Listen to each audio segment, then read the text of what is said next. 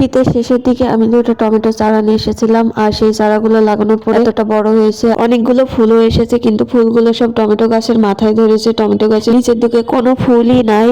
আর যেগুলো ফুল ধরেছিল সেগুলো থেকে বেশ কিছু ধরেছে, এই যে এগুলো বেশ বড় হয়ে গেছে। আর বাকি যে ডালগুলো ছিল না নিচের দিকে, আমি সেগুলো সুন্দর করে ছাঁটাই দিয়ে দিয়েছি যেন উপরে গ্রোথ পায়। আর এইদিকে যে গাঁদা ফুলটা দেখতে পাচ্ছেন, এটা আমি ডাল থেকে চারা তৈরি করেছিলাম, আর সেই চারা থেকে এত সুন্দর ফুল ফুটেছে বা গাছ হয়েছে। তবে শীত শেষ হওয়ার কারণে এই গাছটা কেন জানি নেতিয়ে যাচ্ছে, নেতিয়ে পড়ছে। এটা কিন্তু দেশি রক্তগাঁদা